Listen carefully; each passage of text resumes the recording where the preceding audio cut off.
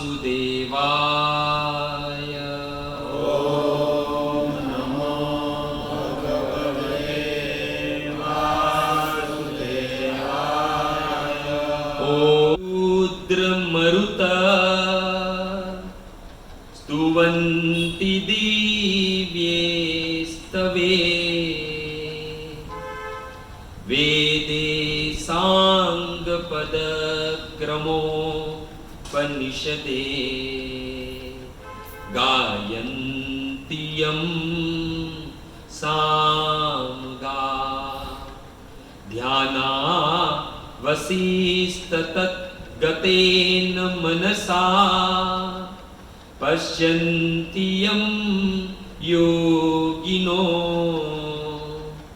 यस्यान्तं न विदुसुरा सुरगणा देवाय तस्मै नमः देवाय तस्मै नमः। मखेश्वरी क्रियेश्वरी स्वधेश्वरी शुरेश्वरी त्रिवेदभारतीश्वरी प्रमाणशासनेश्वरी रमेश्वरी क्षमेश्वरी प्रमोदकाननेश्वरी ब्रजेश्वरी ब्रजाधिपे शिराधिके नमोस्तुते शिराधिके नमोस्तुते। आजानुलंबितभुजो कनकावदीतो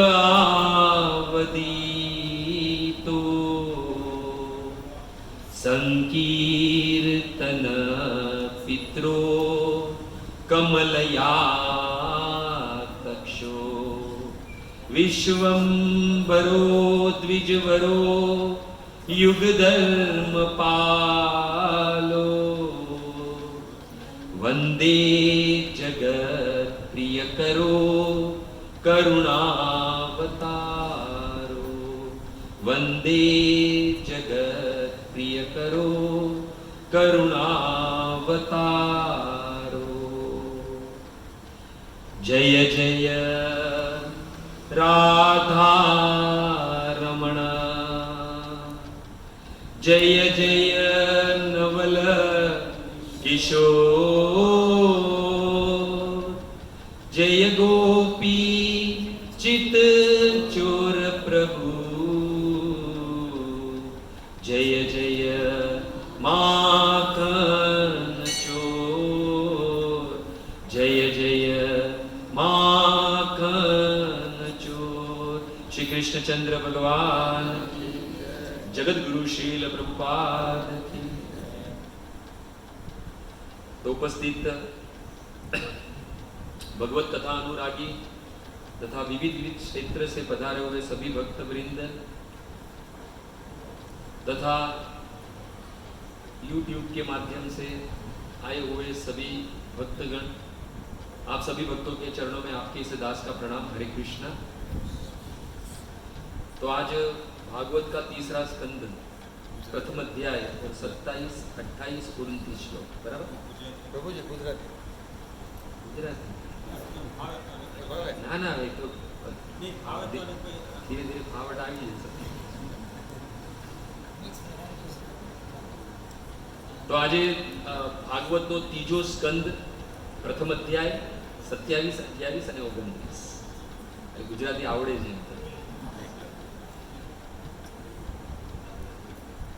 પ્રભુપાદે આ અધ્યાયનું નામ જે છે ત્રીજા સ્કંદનો પ્રથમ અધ્યાયનું નામ આપ્યું છે વિદુરજી દ્વારા પૂછા ગયા હોય પ્રશ્ન યાદ વિદુરજી દ્વારા જે પ્રશ્ન પૂછ્યા છે એ પ્રથમ અધ્યાયનું નામ શ્રી પ્રભુપાદે આપ્યું છે। આ કથા ગંગાના તટ પર વિરક્ત ચૂડામણી સુખદેવ ગોસ્વામી પરીક્ષિત મહારાજને કહી રહ્યા છે અને આ જ કથા નિમિષારણ્યમાં સુદ ગોસ્વામી 88,000 ઋષિઓને કહી રહ્યા છે.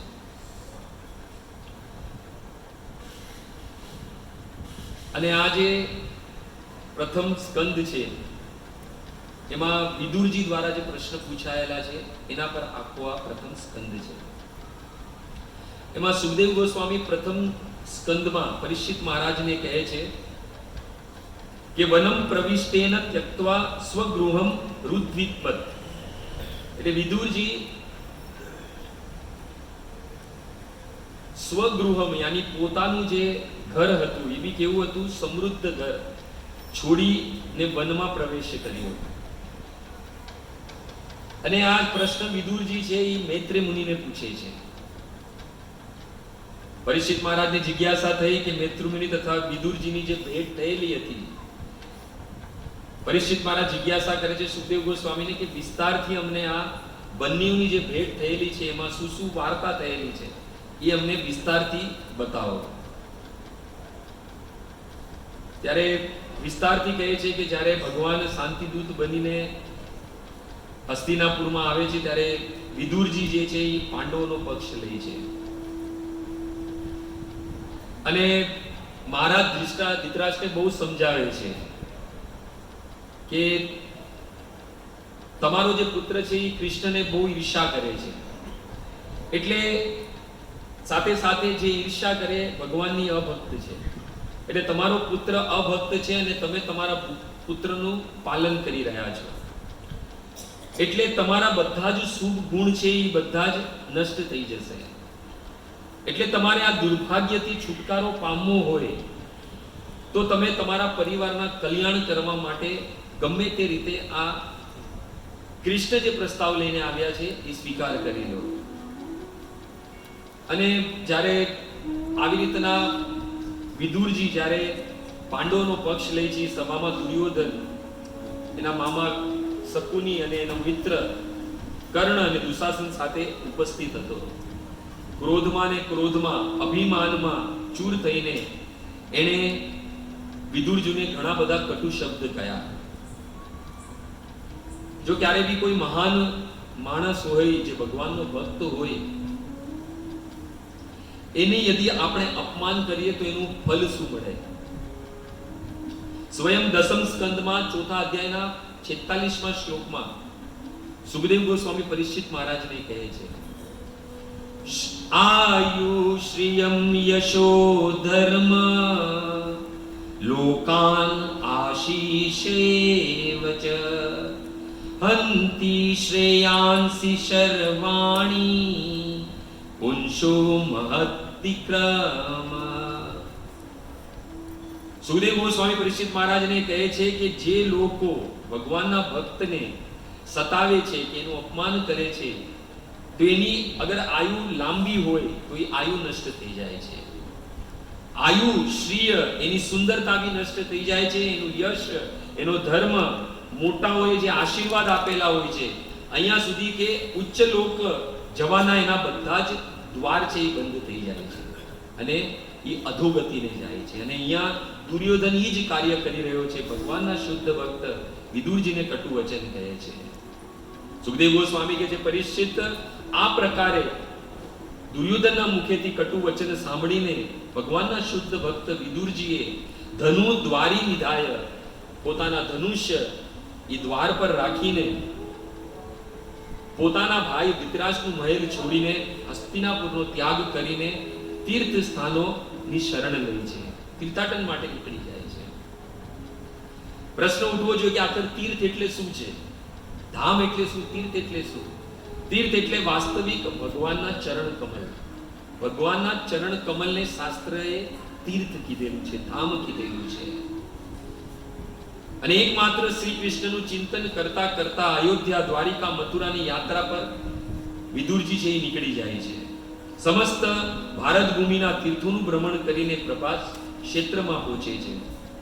અને ત્યાંથી પશ્ચિમની તરફ વધતા વધતા જે સરસ્વતી નદી વહે છે ત્યાંથી સુરત, સોવીર અને મત્સ્ય થઈને યમુનાના તટ પર આ વિદુરજી પહોંચે છે. અને યમુનાના તટ પર સુખદેવ ગોસ્વામી કહે છે, યમુનામ ઉપેત્ય તત્ર ઉદ્ધવ ભાગવત દદર્શ. યમુનાના તટ પર ભગવાનના બીજા શુદ્ધ ભક્ત ઉદ્ધવજીથી મુલાકાત થાય છે. કોની? વિદુરજીની. અને ત્યારે વિદુરજી અને ઉદ્ધવજીનો સંવાદ થાય છે. અને લગભગ 27 થી લઈને 40 એટલે 14 શ્લોકમાં પ્રશ્ન પૂછાય છે. ત્યાં 3 શ્લોક છે. શ્લોકો ગાવાના છે. 27મો શ્લોક છે. કચ્ચિત કરુણા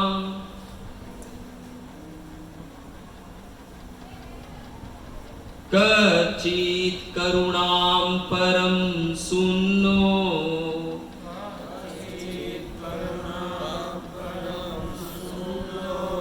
ભામં સ આસ્તે સુખમંગ શૌરી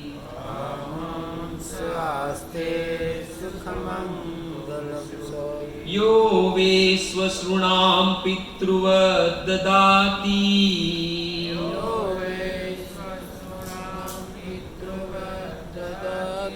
વરાન વદાન્યો વરતર્પણે.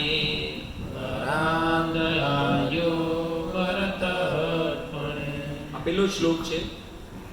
એમાં વિદુરજી કહે છે કે હે વિદુરજી, કૃપયા કરીને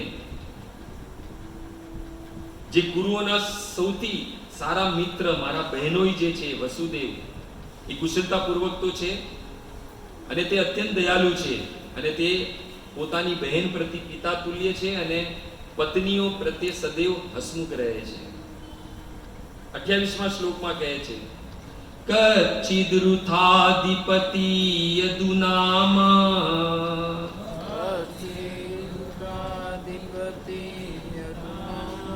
પ્રદ્યુમ્ન આસ્તે સુખમંગવી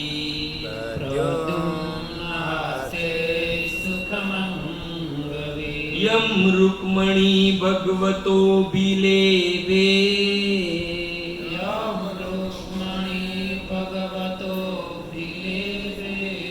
આરાધ્ય વિપ્રાન સ્મરાતિ સર્ગે.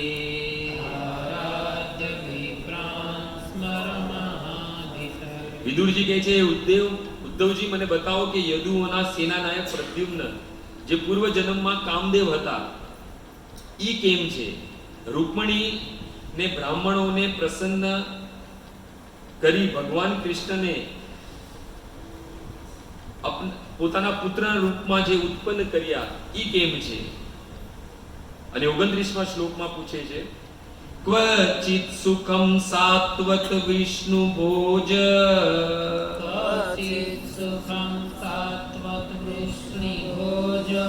દાસાર્હ કાણામધિપસ સ આસ્તે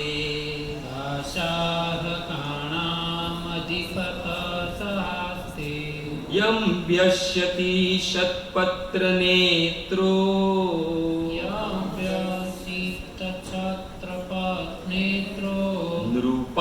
નૃપાસનાશામ પરિત્ય દુરાત.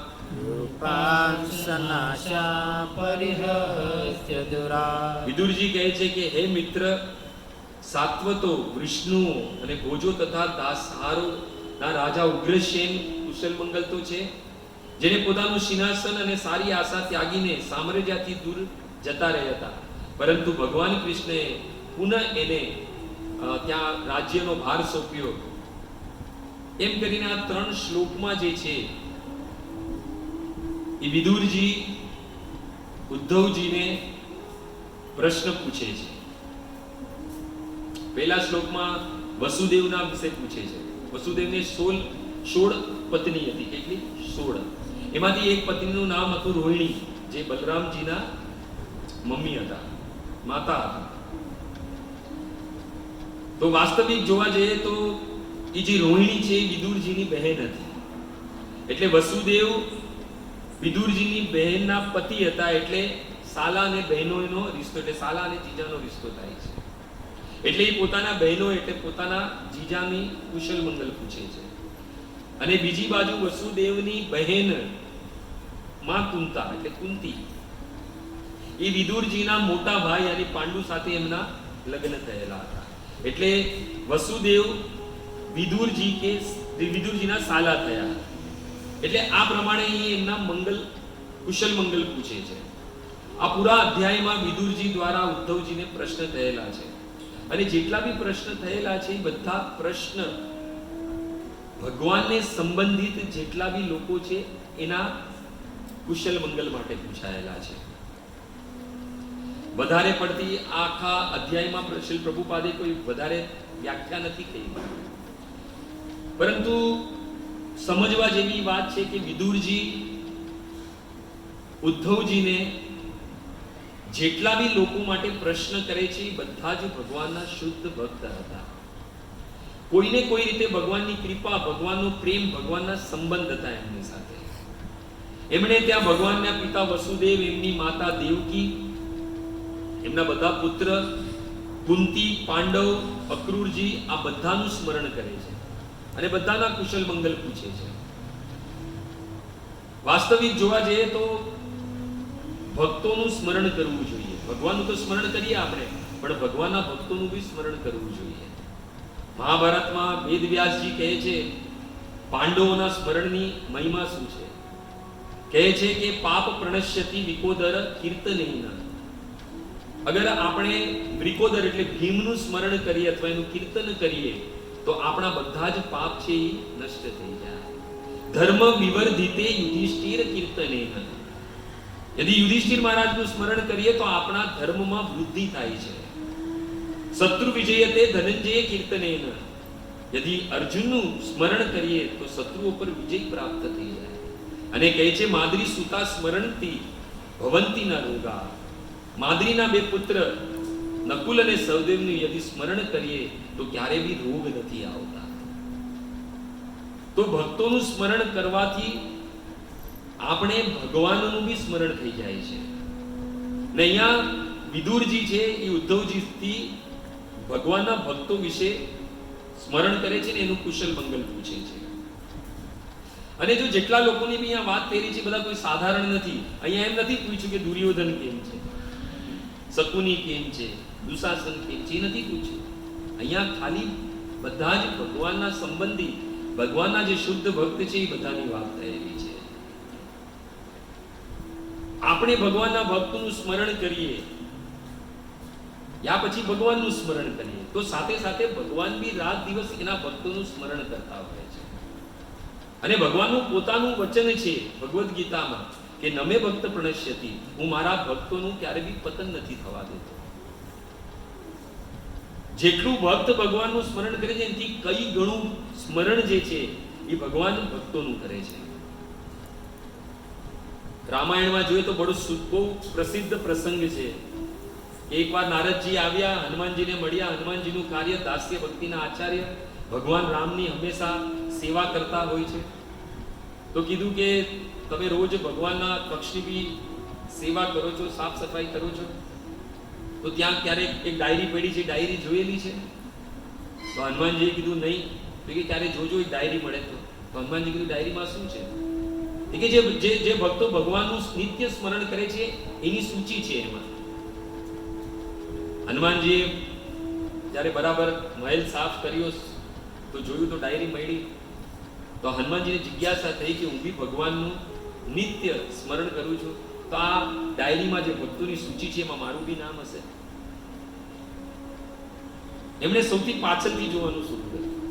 જો હનુમાનજીના ગુણ છે, આપણે તો પહેલેથી જોવાનું શરૂ કરીએ, આપણું નામ આગળ જ હશે. હનુમાનજી પાછળથી ફરતા ફરતા ફરતા આગળ સુધી આવ્યા, પ્રથમ સુધી આવ્યા, પણ હનુમાનજીનું નામ નથી. હનુમાનજીને થોડી દુઃખ થયું કે કાંઈક અજીબી મારી ભક્તિમાં કોઈ કમી છે. આપણે શું કરીએ, આપણે તો એમ કહીએ આટલી બધી ભજન ભક્તિ કરું છું ને મારું નામ નથી, એમ કેવી રીતના થાય? પણ હનુમાનજી આમાં પણ પોતાની કમી કાઢે છે કે હજી બી કોઈ મારી શ્રદ્ધા, મારી ભક્તિમાં કઈ કમી છે એટલે આ સૂચિમાં મારું નામ નથી. પણ મન તો ઉદાસ થાય ને કે ભગવાનનું એટલી ભજન ભક્તિ કરીએ છીએ પણ એ સૂચિમાં મારું નામ નથી. પ્રભુ શ્રી રામ આવ્યા, પ્રભુ શ્રી રામે જોયું આજ હનુમાનજી સેવા કરે છે પણ મન થોડું બરાબર નથી. તો પૂછ્યું કે શું થયું હનુમાનજી? તો પૂરી નારદજીની કથા કીધી અને કીધું કે આજે સૂચિ મળી એમાં મારું નામ નથી. ત્યારે ભગવાને એક બીજી ડાયરી કાઢી પોતાના માંથી. એ કે હનુમાનજી, તમે જે ડાયરી જોઈ એની અંદર જે ભક્ત મને નિત્ય મારું સ્મરણ કરે છે એની સૂચિ છે, પરંતુ હું જે ડાયરી મારી સાથે લઈને ફરું છું એમાં ઈ ભક્તોની સૂચિ છે જેને હું નિત્ય સ્મરણ કરું છું. અને જ્યારે એ ડાયરી હનુમાનજીને દેવામાં આવી તો હનુમાનજીનું એમાં પ્રથમ નામ હતું. જેટલા ભગવાન આપણે સ્મરણ કરે છે એટલા આપણે નથી કરી શકતા ભગવાનને સ્મરણ. આપણે તો દુઃખ આવે ત્યારે ભગવાનનું સ્મરણ કરીએ, દુઃખ આવે ત્યારે મંદિરે જઈએ, દુઃખ આવે ત્યારે આ માળા પકડીએ, અને જેવું સુખ આવી જાય એટલે બધું જ ભૂલી જઈએ છીએ આપણે. દુઃખ આપણે આવે એનો અનુભવ આપણે થાય એના કરતા પહેલા અનુભવ ભગવાનને થાય છે. જે દુઃખની પીડા આપણે સહન કરીએ છીએ, અનુભવ કરીએ છીએ, એની સૌથી પહેલા અનેક ગણી પીડા અને અનુભવ એ ભગવાન કરે છે. ભગવાન આંબી આપણે આ જગતમાં માયામાં ફસાયેલા જોઈને ભગવાન બહુ રડે છે. ત્યાં ગોપીઓ, બ્રજ વૃંદાવનમાં ગોપીઓ, પછી યશોદામાં, પછી નંદ બાબા તો આંસુ વહાવતા હતા, પરંતુ એનથી કઈ ગુણા આંસુ દ્વારિકામાં રહીને ભગવાન કૃષ્ણના આંખથી નીકળતા હતા. તો ભગવાનના ભક્તનું સ્મરણ કરવાનું હોય જ્યારે બી હોય ત્યારે. અને આપણે તો ભગવાનનું સ્મરણ નિત્ય જ કરવાનું છે. તમે ભાગવત ખોલો તો ભાગવતની અંદર બે જ વસ્તુ છે, ભગવાનની કથા અને ભક્તોની કથા. ભગવાનને પ્રસન્ન કરવા હોય તો ભક્તની કથા સંભળાવો, અને ભક્તને પ્રસન્ન કરવા હોય તો ભગવાનની કથા સંભળાવો. આપણે હનુમાનજીના મંદિરમાં જઈને સુંદરકાંડ કરીને હનુમાન ચાલીસા વાંચીએ છીએ, એથી હનુમાનજી પ્રસન્ન નથી થતા. કોઈ ભક્ત પોતાના ગુણગાન સાંભળીને ક્યારે પ્રસન્ન નથી થતો. હનુમાનજીના મંદિરમાં જાઓ અને રામની સ્તુતિ કરો તો હનુમાનજી નાચવા લાગશે, અને રામના મંદિરમાં જઈને હનુમાન ચાલીસા કે સુંદરકાંડ કરશો તો રામજી પ્રસન્ન થશે. પરંતુ આપણે ઉલટું કાર્ય કરીએ છીએ. કેમ કે 7 કાંડનું માંથી સુંદરકાંડ જે નામ આપ્યું છે પ્રભુ શ્રી રામે આપ્યું છે, કેમ કે એમને સૌથી અત્યંત આ કાંડ પ્રિય છે, કેમ કે એમાં એમના ભક્તના યશની ગાથા છે. અને ભગવાનનું નિત્ય સ્મરણ થતું રહેશે, આપણે ભગવાનના ભક્તોનો સંગ રહેશે, અને તો જ ભગવાનનું નિત્ય સ્મરણ થશે. એ પણ પરસ્પર છે. ભગવાનના ભક્તોનો સંગ નહીં થાય તો ભગવાનનું સ્મરણ નિત્ય નહીં રહેશે. તમે થોડા દિવસો કથા ચૂકશો તો કથામાંથી રસ નીકળી જશે. અને ભક્તોનો સંગ છે એ જ આપને ભક્તિમાં ટકાવી રાખે છે. અહીંયા બે ભક્ત મળે છે એકબીજા સાથે, ઉદ્ધવજી અને વિદુરજી. બંને ભગવાનના શુદ્ધ ભક્ત છે. અને ભગવાનનું સ્મરણ ક્યારે? ભગવાન ભગવદ ગીતામાં કહે છે 8મા અધ્યાયના 5મા શ્લોકમાં કે અંતકાલે ચ મામેવ સ્મરણ મુક્તા કલેવરમ. અંત સમયમાં આ દેહ, આ કલેવરનો ત્યાગ કરશો અને મારું સ્મરણ કરશો તો યહ પ્રયાતિ સમદ ભાવમ યાતિ ન અસ્તિ અત્ર સંશય. મારું ધામ મળશે, એમાં રત્તીભરનું બી સંશય નથી. બસ આ પ્રાણને ત્યાગતી વખતે મારું સ્મરણ કરજો. પરંતુ આ કફ વાત પિત્ત થી ભરેલું શરીર છે. કુલશેખર હરવાર કહે છે પ્રાણ પ્રયાણ સમયે કફ વાત પીતે કંઠાવરો ધન વિધો સ્મરણમ કૃતસ્ય. કહે છે કે આ કફ વાત પિત્ત અંત સમયે જ્યારે મારું કંઠને અવરોધ કરશે ત્યારે હે કૃષ્ણ તમારું સ્મરણ મને કેવી રીતના થશે. અને ઘણા લોકો તેમ વિચારતા હોય કે આખો દિવસ આ લોકો તિલક ધારી કરીને ગળામાં કંઠી પહેરીને હરે કૃષ્ણ કૃષ્ણ કૃષ્ણ હરે હરે હરે રામ રામ રામ કરતા હોય છે. અને આપણે તો કહીએ જ છીએ, આ શ્લોક તો આપણે હંમેશા કોટ કરીએ કે અંત સમયમાં ભગવાનનું નામ લેશું એટલે ભગવત ધામ પ્રાપ્ત થઈ જશે. પરંતુ અંત સમયમાં આપણે કોમામાં જતા રહ્યા તો થઈ શકે છે. તો અભક્ત લોકો કહેશે કે પૂરું જીવન ભગવાનનું નામ લીધું અને જો અંત સમયમાં એ લોકો જ કહે છે કે ભગવાનનું સ્મરણ નહીં કરે તો ધામ નહીં મળે ને, આ તો કુવામાં જતો રહ્યો છે, એટલે હવે આને ભગવાનનું ધામ તો મળશે નહીં. સીધી વાત છે, ભગવાનના વચન છે. ત્યારે ભગવાન સ્વયં વરાહ પુરાણમાં કહે છે કે કફ વાત આદિ દોષે ન મદ ભક્તા નતુ મામ સ્મરણ. આ કફ વાત પિત્ત આદિ દોષોથી હે ભક્ત તું મારું સ્મરણ નહીં કરી શકે તો અહમ સ્મરામી મદ ભક્ત અને દદામી પરમામ ગતિ. હું તારું સ્મરણ કરીશ અને તને મારું ધામ આપીશ. આ ભગવાનના વચન છે. સ્મરણ બહુ જરૂરી છે. સ્મરણ કરતા રહેશો તો પદમ પદમ વિપદમ, આ સંસારમાં પગ પગ પર વિપદા છે, અને બધી વિપદાઓ દુઃખોથી આપણે મુક્ત થઈ શકશું યદી નિત્ય ભગવાનનું સ્મરણ હશે તો. એટલે તો ભગવાન કહે છે અનન્ય ચિંતયંતો મામ યે જના પર્યુપાસિતે તેષામ નિત્ય અભ્યુક્તાનામ યોગક્ષેમમ વહામ્યહમ. એ અર્જુન, જે લોકો અનન્ય ભાવથી મારું ચિંતન કરે છે, મારું સ્મરણ કરે છે, તેની હું યોગક્ષેમમ વહામ્યહમ, એની પાસે જે ચીજ છે એની રક્ષા કરું છું, અને જે ચીજ નથી એ બી એને હું પ્રદાન કરું છું. અને સાથે સાથે ત્યાં સુધી ભગવાને કીધું કે હું બધા માટે સુલભ નથી, હું બધાને પ્રાપ્ત નથી થઈ શકતો, પરંતુ અનન્ય ચેત સતતમ યો મામ સ્મરતિ નિત્યસે. અર્જુન, જે લોગ અનન્ય ભાવથી સતત ચિંતન કરે છે, સતત મારું સ્મરણ કરે છે, તસ્યા અહમ સુલભ પાર્થ. એ પાર્થ, એ અર્જુન, એની માટે હું સુલભ છું. અને અહીંયા બંને ભક્ત એકબીજા સાથે મળે છે અને ભગવાનના ભક્તોનું સ્મરણ કરે છે. કેમ કે કોઈ બી ભક્તનું સ્મરણ થાય તો સાથે સાથે ભગવાનનું બી સ્મરણ થઈ જાય. પ્રહલાદ મહારાજને યાદ કરીએ તો નરસિંહ ભગવાનનું સ્મરણ થઈ જાય, દ્રૌપદીનું સ્મરણ કરીએ તો કૃષ્ણનું સ્મરણ થાય. ભક્તનું સ્મરણ કરતા બાય ડિફોલ્ટ ભગવાનનું બી સ્મરણ થઈ જાય છે. અને અહીંયા બે ભક્ત મળ્યા છે, વિદુરજી અને ઉદ્ધવજી. ઉદ્ધવજીનું પરિચય આપતા સુખદેવ ગોસ્વામી કહે છે કે ઉદ્ધવજી કોણ છે? શિષ્ય સો બૃહસ્પતિ, બૃહસ્પતિના શિષ્ય છે. કૃષ્ણસ્ય દયિત સખા, કૃષ્ણના અત્યંત પ્રિય મિત્ર છે.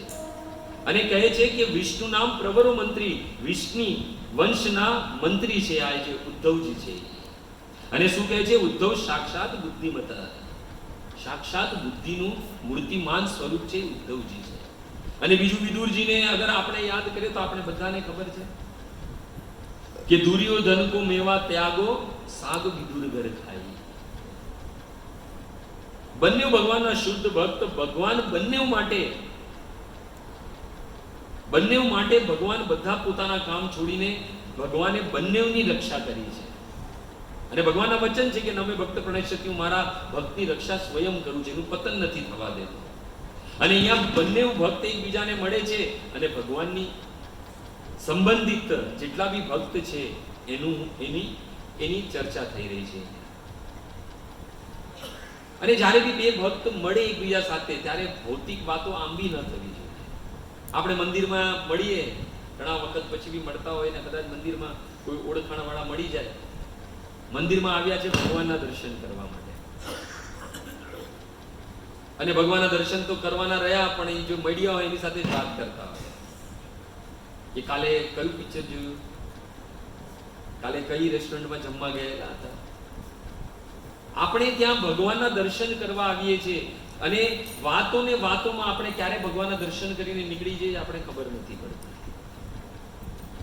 વાસ્તવિક ભગવાનના દર્શન કરતી વખતે આંખ બી બંધ નહીં કરવી જોઈએ. આપણે ઘણા લોકો ભગવાન દર્શન કરતા કરતા આંખ બંધ કરી દે. અરે ભગવાનના રૂપને જોઈને ભગવાનને આપણી આંખોથી પીવાનું છે. જેવી રીતે ધ્રુવ મહારાજે ભગવાનના દર્શન કર્યા ત્યારે સુખદેવ ગોસ્વામી લખે છે કે જાણે ધ્રુવ 5 વર્ષનો બાળક ભગવાનને પોતાની આંખોના દ્વારા પી રહ્યા હતા. અને આપણે શું કરીએ? આંખ બંધ કરી નાખીએ. અરે જો ભગવાનના કયા વસ્ત્ર પહેર્યા છે, ભગવાને પાગ કઈ પહેરી છે, પીતાંબર કયા કલરનું છે, અને જે પદ્ધતિ છે ચરણથી લઈને ધીરે ધીરે ધીરે નાભી અને પછી વક્ષસ્થળ અને પછી મુખ પર જવાનું. અને ઘણા લોકો તો શું કરે ખબર છે? ભક્તિ બહુ છે પણ ભગવાન સામે ઉભા રહીને કે હે પ્રભુ મને દર્શન ક્યારે આપશે? તો તમારી સામે ઉભો છે એ કોણ છે? બહુ મોટી પ્રશ્ન છે. આપણે તો હંમેશા કહીએ કે પ્રભુ તું અમને દર્શન ક્યારે આપીશ? એટલે આપણી શ્રદ્ધા નથી કે સામે સાક્ષાત કૃષ્ણ ઉભા છે. શ્રદ્ધા તૂટી એટલે ભક્તિમાં નીચે જવાનું થઈ જાય, ફોલ ડાઉન થઈ જાય ભક્તિમાં. એટલે કીધું આદો શ્રદ્ધા તત સાધુ સંગત ભજન ક્રિયા. રૂપ ગોસ્વામી કે સૌથી પહેલા છે આદો શ્રદ્ધા. ભગવાન ભગવદ્ ગીતામાં કહે છે મારા બે ભક્ત મળે તો કરે છે શું? મચ્ચિત મદગત પ્રાણા બોધયંત પરસ્પર કથયંતી ચ મામ નિત્ય. જ્યારે બી એ લોગ એકબીજાને મળે તો કથયંતી મામ, મારા વિશે વાત કરે છે. અને મારા વિશે વાત કરીને એમને મળે છે શું? તો ભગવાન કહે છે તુષ્યંતી ચ રમયંતી ચ. એને આનંદ અને એને પ્રસન્નતાનો અનુભવ થાય છે. એટલે બંને જ્યારે આપણે ભક્ત એકબીજા સાથે મળે ત્યારે ભગવાન વિશે વાત કરવી જોઈએ. ભાગવતના 6 સ્કંદના 11મા અધ્યાયમાં વિત્રાસુરની કથા આવે છે. 4 શ્લોકમાં ભગવાનને સ્તુતિ કરે છે અને સુખદેવ ગોસ્વામીની ચતુર્શ્લોકી ભાગવત કહે.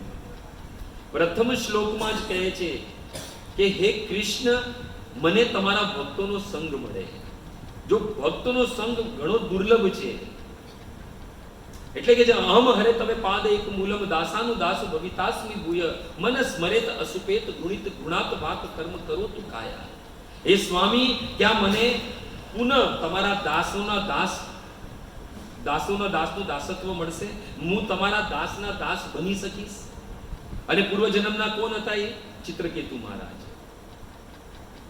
ભગવાનથી માંગવું હોય તો ભગવાનથી ભક્તોનો સંગ માંગો. કેમ કે જેટલો ભક્તોનો સંગ કરશો એટલો ભગવાનનું સ્મરણ વધારે આવશે.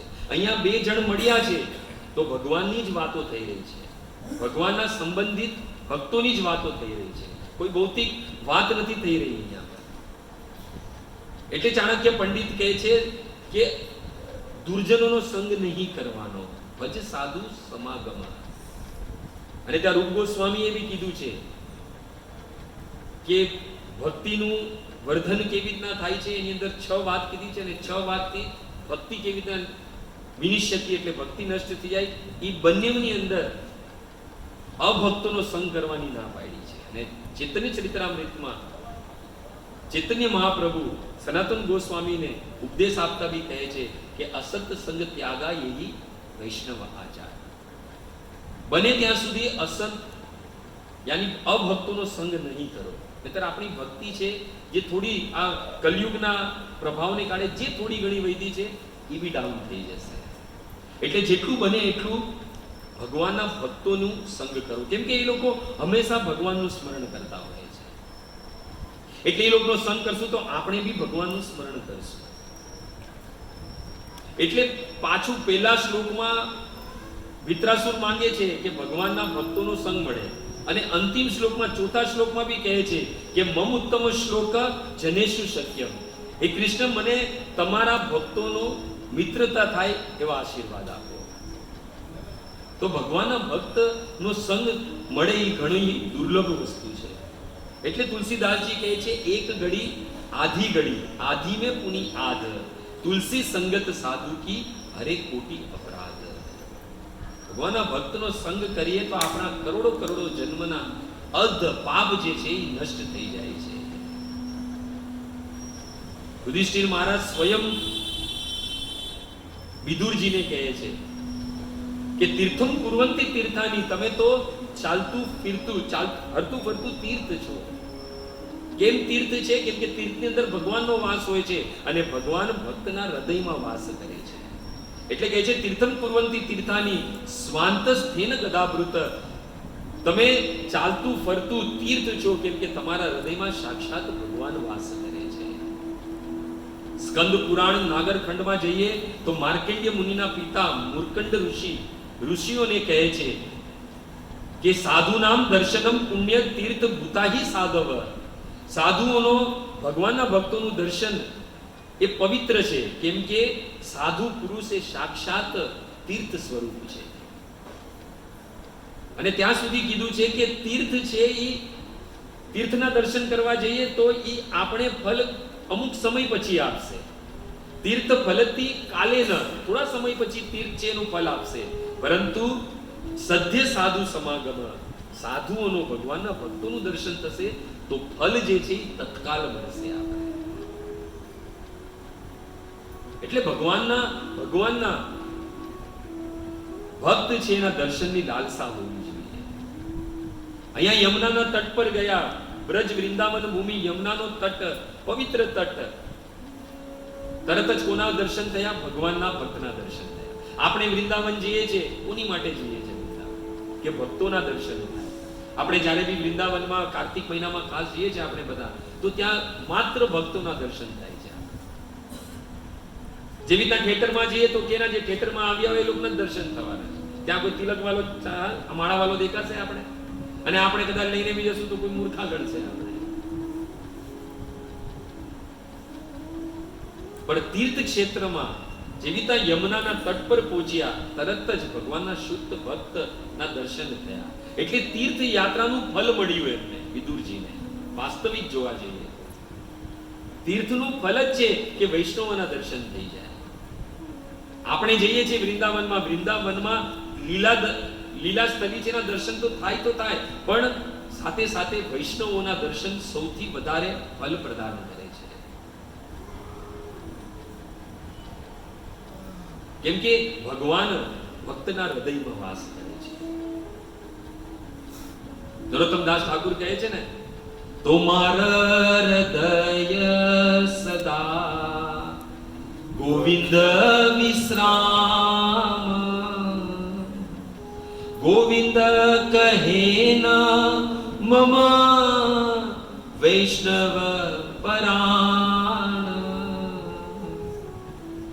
ભગવાન હંમેશા પોતાના ભક્તના હૃદયમાં વાસ કરે છે, અને ભગવાનના પ્રાણ છે, ભગવાનના ભક્ત છે.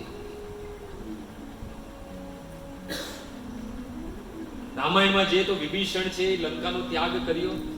અહીંયા વિદુરજીએ હસ્તિનાપુરનો ત્યાગ કર્યો.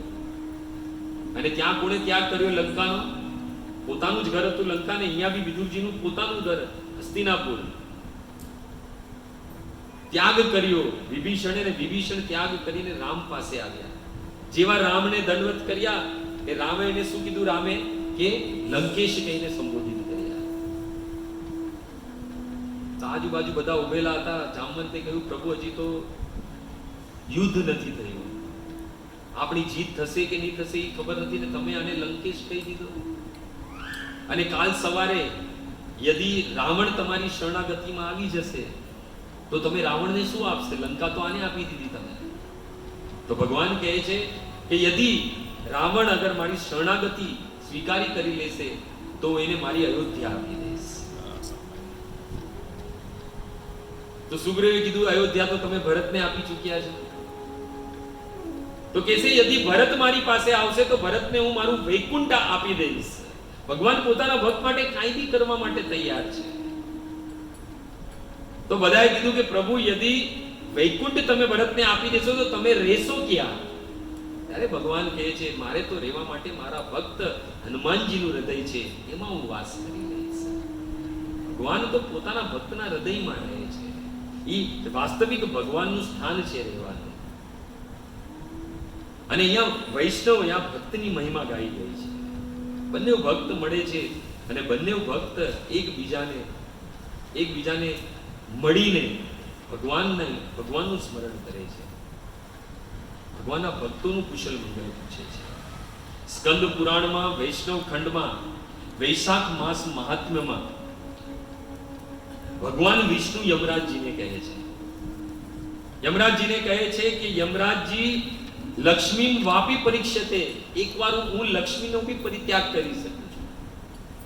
પ્રાણ દેહમ શ્રી વસ્તમ કૌસ્તુભમ માલા વૈચત્તિમ અપીવા, કહે છે કે હું મારા પ્રાણનું બી ત્યાગ કરી શકું છું, મારા શરીરનું બી ત્યાગ કરી શકું છું, અહીંયા સુધી કૌસ્તુભ મણીનું બી ત્યાગ કરી દો, અને સૌથી મારી પ્રિય વૈજયંતી માલાનો બી હું ત્યાગ કરી શકું છું. એટલું જ નહીં, શ્વેત દ્વીપમ ચ વૈકુંઠમ ક્ષીર સાગર એવચ, કહે છે કે હું શ્વેત દ્વીપ ત્યાં સુધી કે મારું ધામ વૈકુંઠ બી ત્યાગ કરી દો, અને ક્ષીર સાગરનો બી ત્યાગ કરી દો. અરે એટલું જ નહીં, યમરાજ શેષમ ચ ગરુડમ, હું શેષનાગ અને ગરુડનો બી ત્યાગ કરી દઉં, પરંતુ હું મારા ભક્તનો ક્યારે ત્યાગ નથી કરી શકતો. આ ભગવાનના વચન છે. સ્કંદ પુરાણમાં ભક્તો યમરાજજીને કહે છે. અને ભગવાનના ભક્તના દર્શન જ આ સંસારમાં સૌથી મોટું જોવા જોઈએ તો ધન છે. મનુ મહારાજના પુત્ર થયા પ્રિયવ્રત, પ્રિયવ્રતના પુત્ર થયા અગ્નિગ્રહ, અગ્નિગ્રહના પુત્ર થયા નાભી, અને નાભીના પુત્ર થયા ઋષભદેવ. ઋષભદેવને આપણે બધા જાણે 100 પુત્ર હતા, એમાંથી જ્યેષ્ઠ પુત્ર હતા ભરત, રાજા ભરત. આ પૃથ્વીનું ભારત વર્ષનું પહેલા નામ હતું અજનાબ વર્ષ. પરંતુ ભગવાનની શુદ્ધ ભક્તિ હૃદયમાં લઈને એ ઋષભદેવના જ્યેષ્ઠ પુત્ર ભરતે જે પ્રકાર રાજ્ય કર્યું, એ કારણે આ અજનાબ વર્ષનું નામ ભારત વર્ષ થયું. 9 પુત્ર જે હતા એમાંથી એ ક્ષત્રિય થયા, 81 પુત્ર કર્મકાંડી બ્રાહ્મણ થયા, અને 9 પુત્ર છે એ નવ યોગેશ્વર થયા. કવિ હરિ અંતરિક્ષ વિપદ પીપલાયન આવિર્હોત્ર ધ્રુમિત ચમસ કરવાજન, આ 9 યોગેશ્વર થયા. અને સાક્ષાત મધુસૂદનના પ્રત્યક્ષ પાર્ષદ હતા એ. અને સ્વચ્છંદ ગતિથી વિતરણ કરતા કરતા એકવાર નિમિ મહારાજ, જે વિદેય જનકપુરના જે રાજા હતા, નિમિ મહારાજ જેને વિદેય કહેવામાં આવે છે, યજ્ઞ કરી રહ્યા હતા ને યજ્ઞમાં પહોંચ્યા. યજ્ઞમાં પહોંચ્યા, 9 યોગેશ્વરને જોઈને નિમિ મહારાજ અત્યંત પ્રસન્ન થયા. 9 આસન આપ્યા એ લોકોને બેસવા માટે. અને એ વખતે નિમિ મહારાજ કહે છે કે દુર્લભો માનુષ્યો દેહ દેહી નામ ક્ષણભંગુર, મનુષ્ય જીવન મળવો ઘણો ही દુર્લભ છે. જેવી રીતે રામાયણમાં ભગવાન રામ કહે છે, બડે ભાગ માનુષ્ય તન પાવા, બડા ભાગ્યથી આ મનુષ્ય શરીર મળે છે. કહે છે કે દુર્લભો માનુષ્ય દેહો દેહી નામ ક્ષણભંગુર. એક તો દુર્લભ છે માનુષ્ય જીવન, અને એમાં બી કેવું છે, ક્ષણભંગુર છે, ક્યારે બી ખતમ થઈ જશે. ક્ષણભંગુર જીવન કી કલિકા કલ્પરાત ખીલી ન ખીલી, વિંધ્યાચલ કી લહેર મંદ સુગંધ ફિર ચલી ન ચલી, કલિકાલ કઠાર લીએ ફિરતા તન કોમલ ચોટ ફિર જીલી ન જીલી, રટલે હરિ જીવહા કૃષ્ણ કા નામ અંત સમય તું હિલી ના હિલી. ખબર નથી આપણે સવારનો સૂર્ય જોઈ શકીશું કે નહીં જોઈ શકીશું. એટલે કહે છે નિમિ મહારાજ કે આ સંસારમાં મનુષ્ય દેહ મળવો બહુ દુર્લભ છે, અને એ પણ કેવો છે, ક્ષણભંગુર છે, ક્યારે ખતમ થઈ જશે ખબર નથી. પણ એમાં બી દુર્લભ વસ્તુ શું છે? એક તો દુર્લભ વસ્તુ છે કે મનુષ્ય જીવન મળ્યો, એ બી ક્ષણભંગુર છે. તત્રાપી દુર્લભમ મનીએ, યદિ મારા મત પ્રમાણે દુર્લભ યદિ આ સંસારમાં કઈ ચીજ છે તો એ છે વૈકુંઠ પ્રિય દર્શન, ભગવાનના ભક્તોના દર્શન થવા. એ સૌથી દુર્લભ છે. અને આજે સહજતાથી મળી બી જાય છે, તો એનું કારણ શું છે? એનું કારણ છે શીલ પ્રભુપાદ. ઘણા આરામથી આપણે ભગવાનના ભક્તનું દર્શન થઈ જાય છે.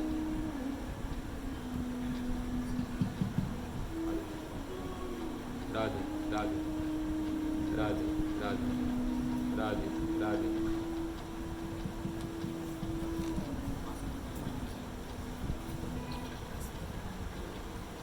એટલે ભગવાનના ભક્તનું દર્શન થવું બહુ મુશ્કેલ છે, અને મળી બી જાય તો દુર્લભ વસ્તુ જે છે હવે સુલભ છે, અને પૂરો થઈ જાય છે શ્રીલ પ્રભુપાદને.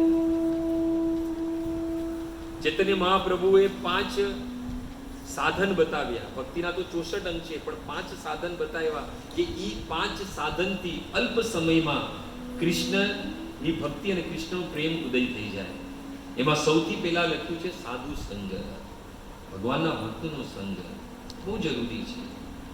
કેમ કે ભગવાનના ભક્તો સંગ થશે તો વાસ્તવિક આ દુનિયા શું છે એ સમજમાં આવશે, આ ભૌતિક જગત શું છે એ સમજમાં આવશે.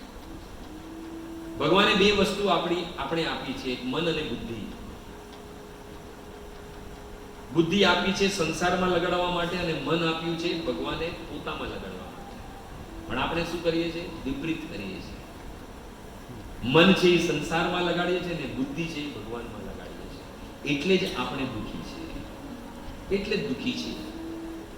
પરંતુ કોઈ ભક્તનો સંગ થઈ જાય તો આપણે વાસ્તવિક આપણી સ્થિતિ સમજમાં આવે, અને વાસ્તવિક આપણે કેવી રીતના ભગવત પ્રેમ પ્રાપ્ત કરી શકીએ એ માર્ગ મળી જાય યદિ ભક્તનો સંગ થઈ જાય તો. અને ભગવાનના ભક્ત હોય છે કે આજે વિદુરજીને બહાર કાઢવામાં આવે. દુર્યોધન કહે છે કે આને આ રાજ્યમાં રહેવાનો અધિકાર નથી.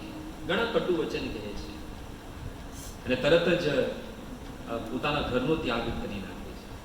આસક્તિ નથી હોતી જે ભગવાનના ભક્તો હોય એને આ ભૌતિક વસ્તુઓમાં. નિર્માન મોહા, ભગવાન કહે છે ને સૌથી પહેલા કે મારો ભક્ત કેવો છે, નિર્માન. એને માનની કોઈ આશા નથી હોતી. ચૈતન્ય મહાપ્રભુ બી કહે છે તુણાદપી સુની છે ને તરો રે વપી સહિષ્ણુના આમાની ન માન દે કીર્તન્ય સદા. માનની બિલકુલ આશા નથી હોતી. અને આજે વિદુરજીને એ હસ્તિનાપુરથી નીકળી ગયા પણ એને માન નહોતું, કેમ કે એને કોઈ બી ભૌતિક વસ્તુઓ પર એની આસક્તિ નથી. આપણે શું પ્રોબ્લેમ છે કે આપણે ભૌતિક વસ્તુઓથી આસક્તિ છે, કેમ કે આપણે મન એમાં લગાડી દીધું છે. જો કે બુદ્ધિ આપી છે ભગવાને સંસારમાં લગાડવા માટે, કેમ કે વ્યવહાર કરવાનો છે, ત્યાં બુદ્ધિની જરૂર છે. અને ભગવાન સાથે બુદ્ધિની જરૂર નથી, મન છે.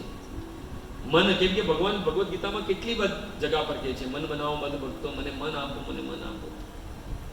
બુદ્ધિ છે એ સંસારમાં લગાડો, કોઈ પ્રોબ્લેમ નથી, પણ આપણે વિપરીત કાર્ય કરી નાખ્યું છે.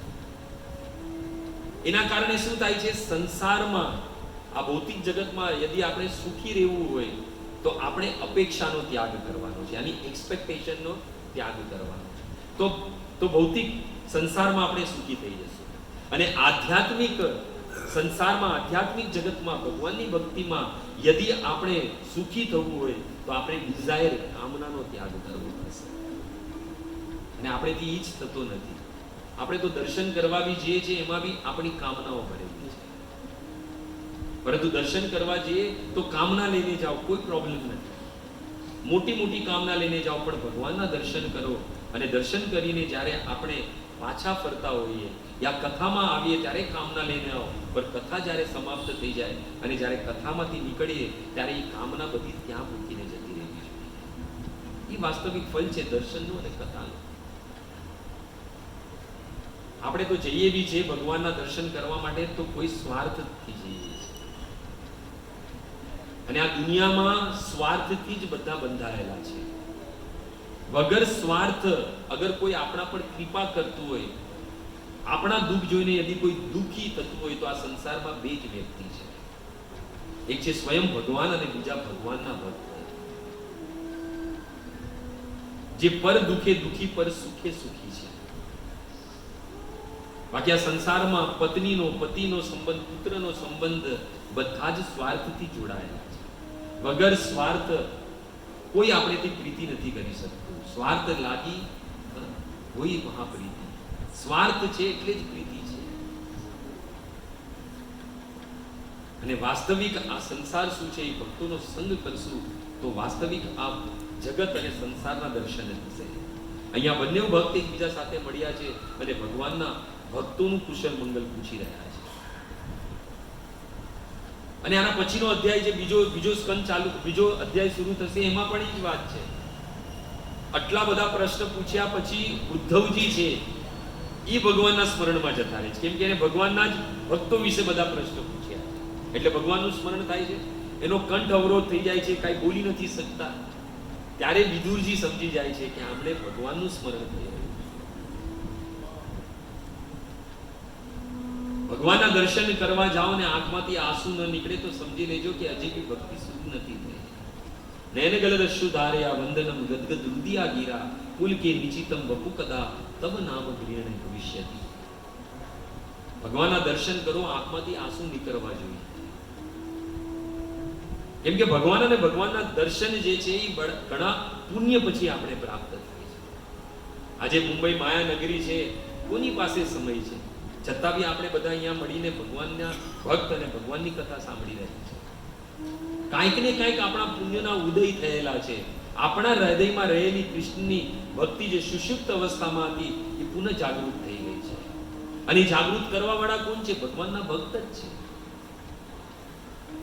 અહીંયા આવીને કોઈ ફિલ્મી તો વાત થતી નથી, કોઈ ભૌતિક તો વાત થતી નથી.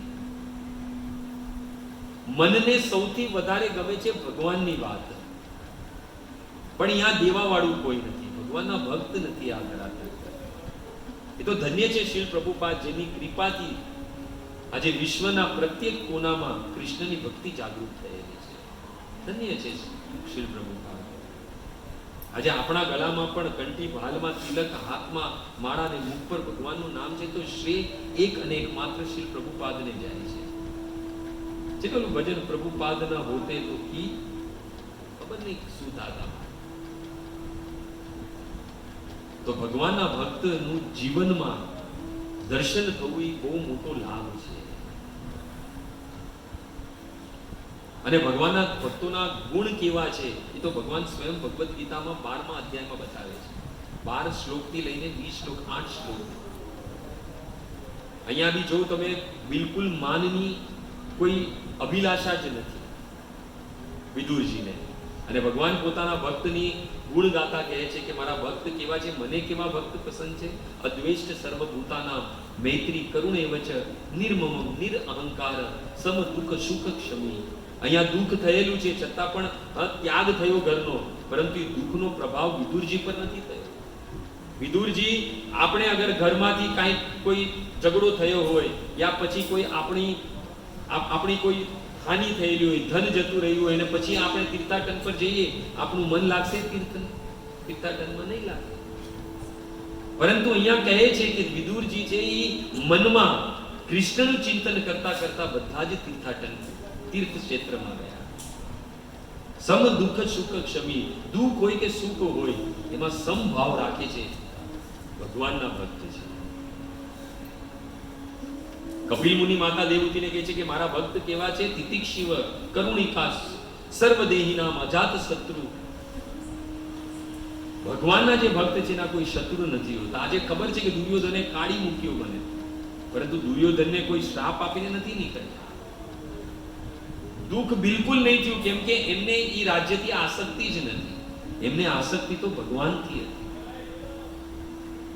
એટલે જ્યારે બી તીર્થાટનમાં ગયા તો આનંદમાં ગયા, અને આનંદમાં તીર્થાટનમાં બધા જ તીર્થનું દર્શન કર્યું, તેને ફલ મળ્યું. ઉદ્ધવજી જેવા ભગવાનના શુદ્ધ ભક્તના દર્શન થયા.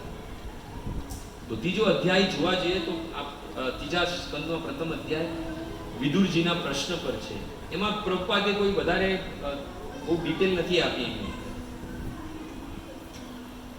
તો 27, 28 અને 29 આપણે 3 શ્લોક ની અંદર એમણે આગળના 40 શ્લોક સુધી ભગવાનના બધા જ જે સંબંધી છે, ભક્ત છે, એના વિશે કુશલ મંગલ પૂછશે વિદુરજી ઉદ્ધવજી. તો આજે આપણે જે ત્રીજા સ્કંદનું સમય થઈ ગયો છે ને સમય? વાંધો નહીં.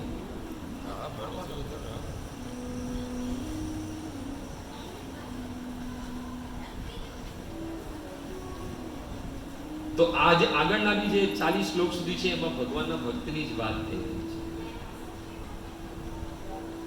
અને જેટલું આપણે ભગવાનના ભક્ત વિશે સાંભળીએ એટલું ઓછું છે. એ જ 12મા અધ્યાયમાં ભગવાન કહે છે મારા ભક્ત કેવા છે, અનઅપેક્ષિત. અપેક્ષા નથી મારા ભક્તને.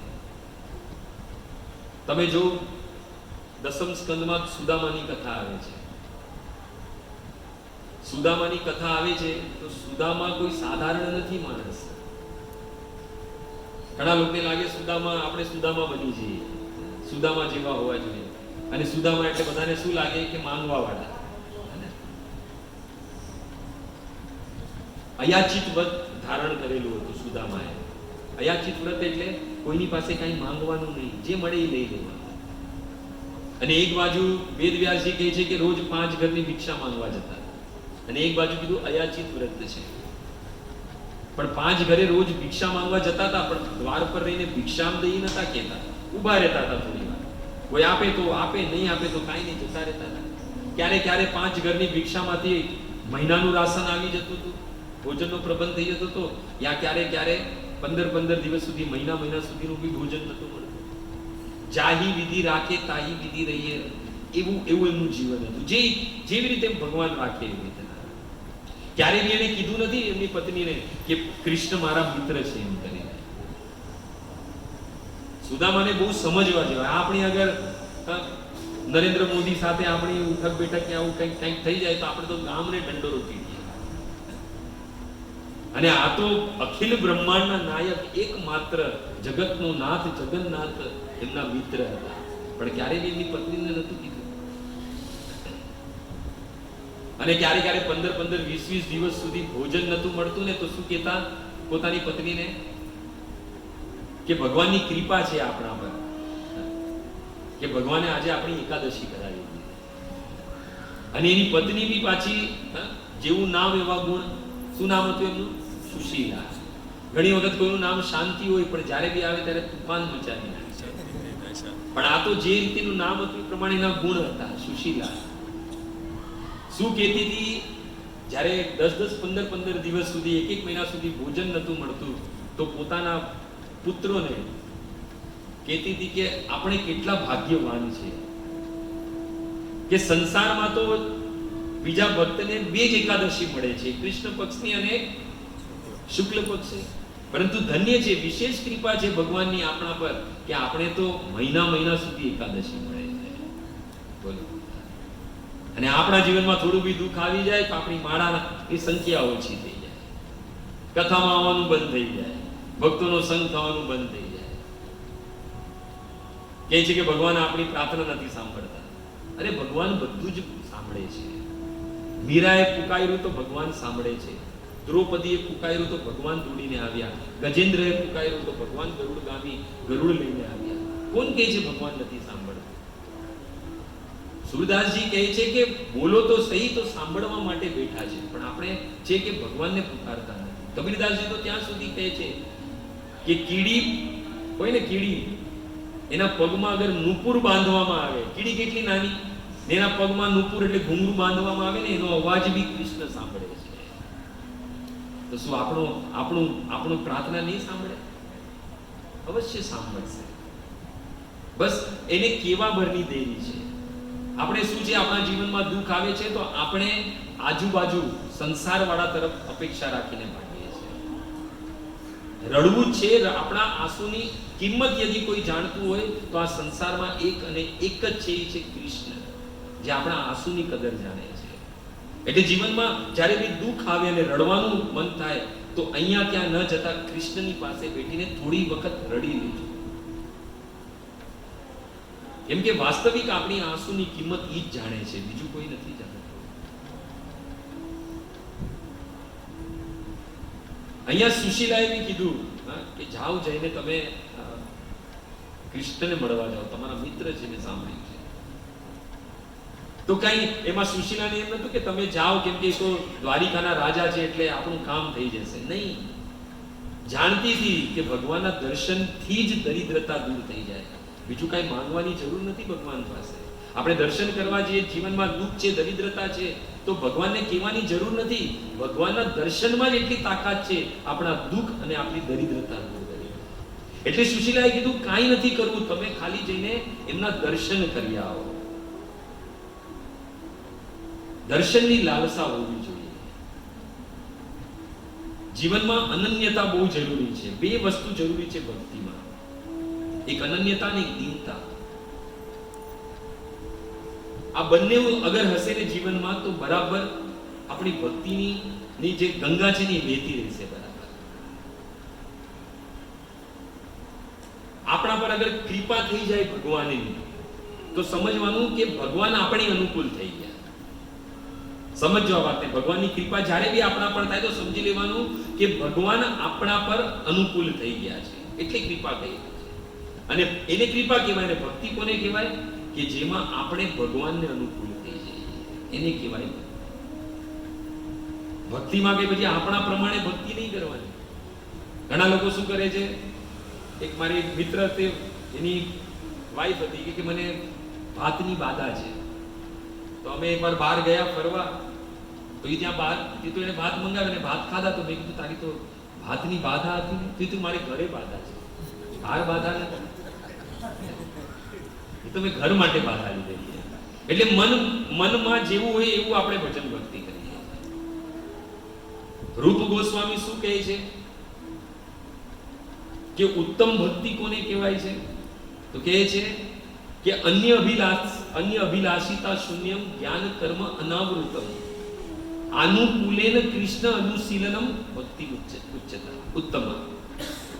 જે કૃષ્ણને અનુકૂળ છે એ પ્રમાણે ભક્તિ કરવાની છે. આપણે ભગવદ્ ગીતા વાંચીએ છીએ અને આપણે શું કહીએ કે ભગવાને લખેલું છે કે ભોગ ભગવાનને ધરેલું ખાવાનું પ્રસાદના રૂપમાં, નહીતર તો ભગવાને કીધું છે ભુજન તે તું અધમ પાપાય પચંતા આત્મકારણ, જે મને ભોગ ધરાવીને અર્પણ કર્યા વગર જે કાંઈ બી ખાય છે સાક્ષાત પાપને ખાય છે. તો આપણે શું કરીએ કે ભગવાનને ભોગ ધરાવીએ, પરંતુ એ ભોગ સવારમાં જ્યારે પતિ જતો હોય તો એને પૂછે કે આજે શું બનાવો, તો લો એમ કે આજ પનીર ટીકા મસાલા બનાવો. તો આપણે પનીર ટીકા મસાલા બનાવીએ અને ભગવાનને ધરીએ અને આપણે એમ સમજીએ કે પ્રસાદના રૂપમાં આપણે ખાઈએ છીએ, પણ એ તો આપણે અનુકૂળ હિસાબે બનાવીએ. ભગવાનને માટે નહીં, કેમ કે મારા પતિને આજે ખાવું હતું પનીર ટીકા મસાલા એટલે મેં ભગવાનને ધર્યું. એ અનુકૂળ ભક્તિ નથી. ભગવાનને જે પસંદ હોય એ બનાવવાનું ને પછી આપણે પ્રસાદના રૂપે. કૃષ્ણને કારેલા બહુ પસંદ છે, ખાશું નહીં? ખાશું આપણે, કેમ કે આપણે પસંદ નથી. રૂપ ગોસ્વામી કહે છે કે ભક્તિ કોને કહેવાય છે. ત્યારે અવસર હશે આગલી વખત પડીશું. આ તો જો કે આજે આ ભાગવત પ્રમાણે ચાલીએ છીએ આપણે. તો રૂપ ગોસ્વામી કહે છે ભક્તિ શું છે.